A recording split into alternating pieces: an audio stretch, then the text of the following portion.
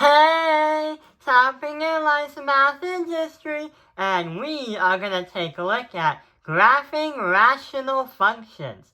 So in the past few videos, we've been learning a lot about exponentials. We've also been learning about that, hey look, there's a horizontal asymptote, and there is the function that allows it, and there's the thing or the equation that allows it to go up and down and try to reach that line, but it will never, ever, ever do. But sometimes those exponential equations might exponentially grow into more chaos. Something that looks like this. And you might be thinking, wait, huh? How am I supposed to graph and calculate all this? And is all the equations going to be like really, really big to the point where it's like very complicated?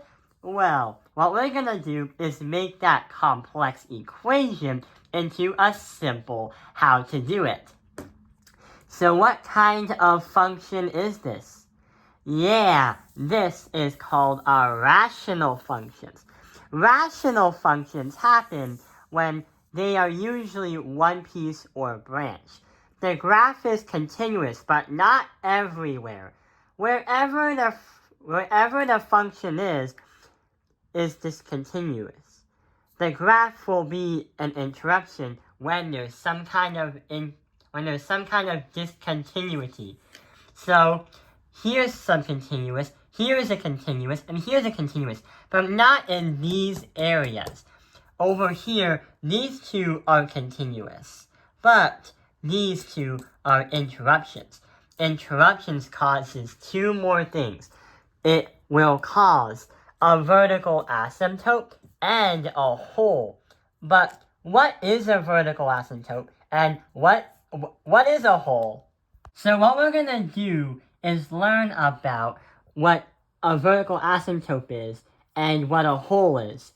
So there are things we are going to take a look at. So there's the x-intercepts, y-intercepts, and vertical asymptotes. I do think you know what x-intercepts and y-intercepts are, where they strike the x and the y-axis, back from Algebra 1. But when we talk about these, the definitions here are kind of little how-to-do instructions on how to solve the problem that we're going to show. So to find an x-intercept, you'll find it by using the zeros of a numerator that don't cancel out. Don't cancel out? What are we talking about? And y-intercepts. Plug in 0 for x, the numerator and the denominator.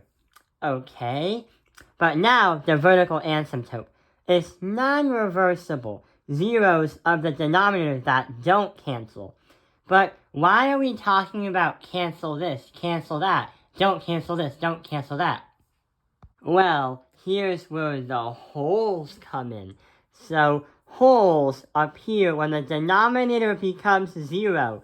This is undefined and broken. So no matter what you try to do, if there ever a time you ever divide it by 0 or cancel something out, then it's going to be undefined and it's going to be broken. That's why mathematicians try to make a hole, because you can't divide by 0. That's undefined.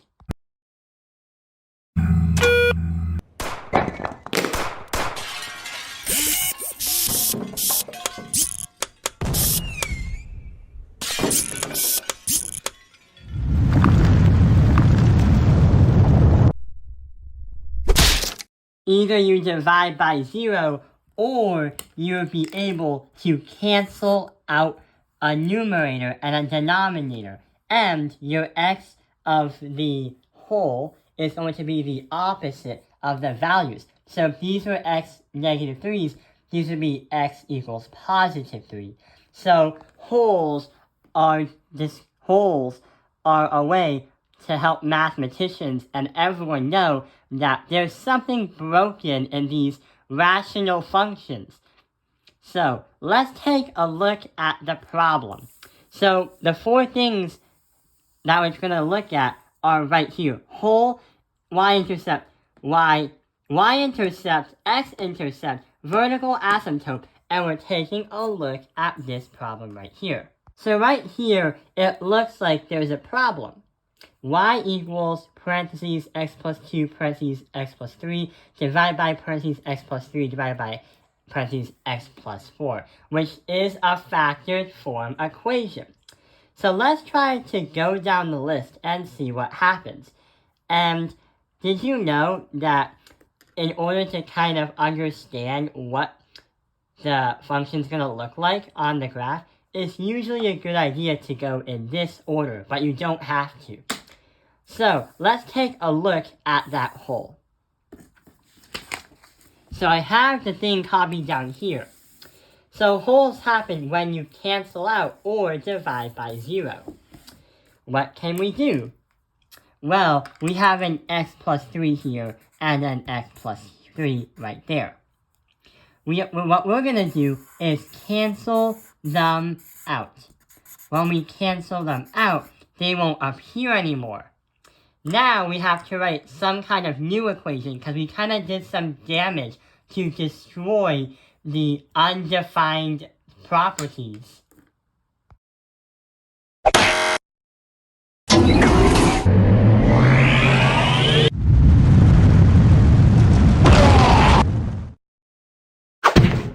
So we have a y, an x plus 2, and an x plus 4 as special fragments. We can rewrite the equation to say y equals parentheses x plus 2 and also x plus 4. We have an x plus 3 that we eliminated and got rid of. So the opposite of x plus 3 is x equals negative 3. Therefore, we would have to put that negative 3 in for x to solve for the y.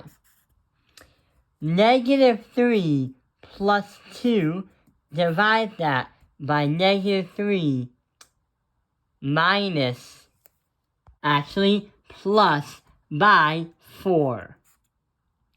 So, we have negative 3 plus 2 is going to be negative 1. And negative 3 plus 4 is going to be positive 1. So a negative and a positive. So what's going to happen is we're going to transform that into y equals negative 1. So the first thing we did is the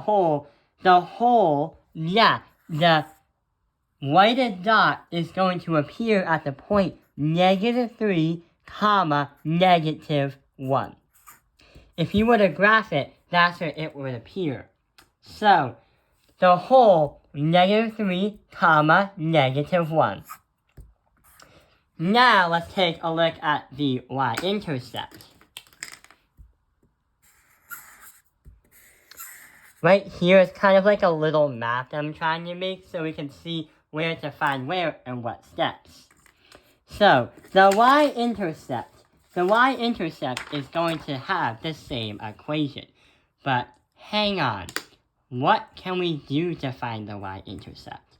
Hey, we have the equation right here, and the y-intercept has some kind of point that allows you to write it in like 0, comma, some kind of number as a coordinate. So what do? Yeah, you try to make y the answer by putting the zeros into here, here, here, and here. So what we try to do is insert the zeros into the x. 0, 0, 0, 0. So in reality, the equation instead shall be 0 plus 2 is 2, multiplied by 0 plus 3 is 3, multiplied by 0 plus 3 is 3, multiplied by 0 plus 4 is 4, multiplied. But, didn't we forget about something? Yeah, we forgot that whenever we find the whole, it's going to be canceled out.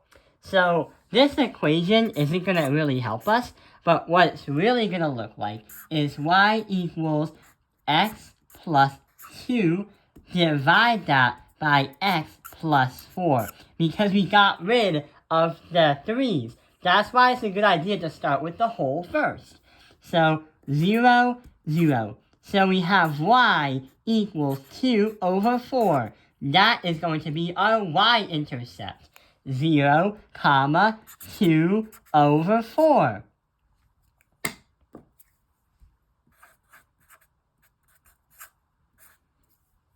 Okay, and that is going to be by placing the zeros everywhere. Now let's take a look at the x-intercept. The x-intercept is also very easy, just like the y-intercept, but we try to keep the equation without the holes. Here's what happens. We write y equals x plus 2, then divide that by x plus 4, because we got rid of these red things because of the holes. So, what we have to do is equal it to 0. What we're going to do is do the top. So, x plus 2 equals 0. Sounds simple, right? Minus 2, minus 2, and x equals negative 2. On a coordinate, it would show negative 2, comma 0 on a graphing calculator. So, the x-intercept is going to be negative 2, comma 0. And last but not least, the vertical asymptote.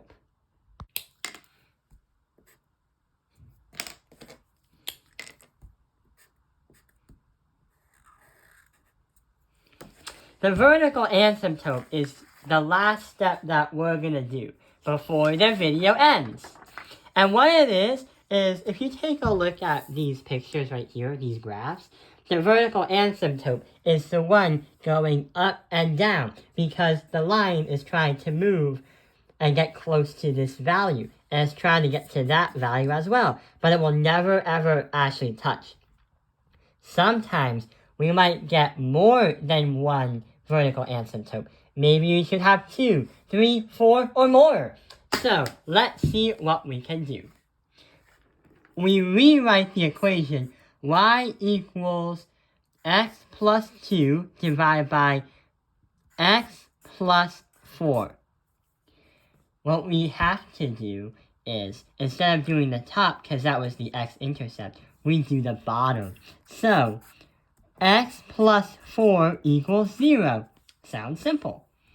Minus 4, and x is equal to negative 4.